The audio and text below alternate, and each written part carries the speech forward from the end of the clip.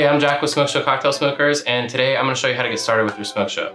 So if you order the Smokeshow starter bundle, this is what's going to come with it. All right, so the first step here is going to be to set up your torch. We get a lot of questions on this step, so if you run into any issues and the instructions that I give you here aren't helping, there's a more in-depth troubleshooting video down below. So if anything seems a little bit wonky, then just check that out. All right, so this is the torch, and at the bottom, you're going to have a fill valve. So the first step is to grab your butane, and you'll notice, couldn't get the cap off. You'll notice that it came with a few extra plastic tips. These make this universal for any kind of butane receptacle that you have, but our torch does not require them. So just use the standard tip that comes with it, okay?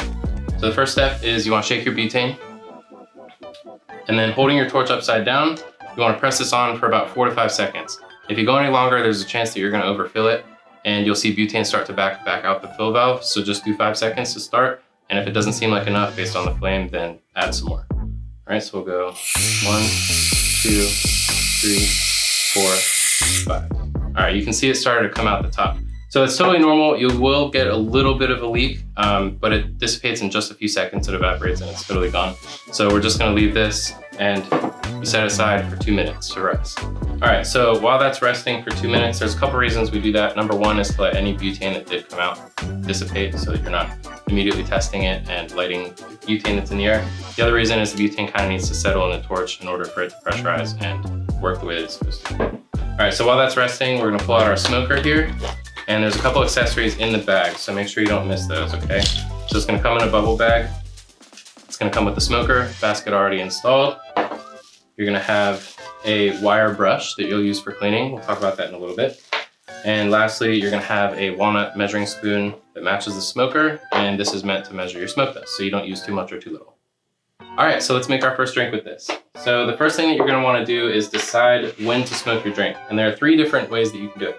So the first way is to smoke your drink first before you add any liquid. I'd recommend doing this with ice in it as well. This is just a demonstration, so we don't have any. But if you do it with ice, all of that layer, every piece of the surface area gets coated in the oil from the smoke, which means that your entire drink is going to be flavored from start to finish. If you smoke it second, you're going to get a layer of oil on the top of the drink that will dissipate as you drink it. So it's going to start out smoky and sort of go down as you drink it. And then the third way is to do both. So if you really want to amp up the smoke flavor and just like get punched in the mouth with smoke, that's the way to do it. You do it once before and then once after you pour your drink in. Okay, so we're going to smoke first in this case. So we'll put our smoker on top. And then we have some smoke dust here. I'm gonna go with cherry. And then we're gonna use our measuring spoon to measure out a little bit. And one thing to keep in mind here is that less is more. It may seem counterintuitive, but if you fill the basket all the way to the top, you're not gonna get any smoke forcing down. You're not gonna burn all the wood chips. So what you're looking for here is that the airflow is pushing down into the drink. You're getting enough smoke, which means you have enough smoke dust. And when you finish, all of the smoke dust is burned. There's not just a burn layer on top with a bunch underneath. It's not. All right, so let's talk about the torch a little bit. There's a couple features here that I want to talk about. First one is a lock. We recommend that you always lock it after you're done using it, but this can also be used to keep the flame on. You don't need it for the smoker, but just so that you know, if you want to keep the flame extended, you light it, lock it, and then the flame will stay on until you turn the lock off. And then there's a flow valve here. You'll see a minus sign and a positive sign on the right. This controls how big the flame is. We recommend that you start with it in the middle, and you may have to adjust it, but we'll talk about that. So the last thing to talk about here is when I go to light this, the flame will actually start coming back up, and the torch has a safety feature built in where if it feels a flame coming back at it, it's gonna turn itself off. So when that happens, and inevitably it will on your first time, when that happens, make sure you take your thumb off the trigger, because what you don't want is butane just shooting down into the drink when the flame goes out.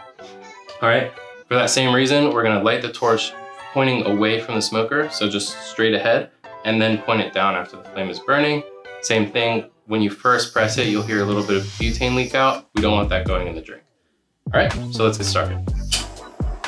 So I'm gonna bring it down, and it kicked out. So that flame was way too big, so we're gonna drop the pressure a little bit here towards minus. Okay, still a little too big. And there we go.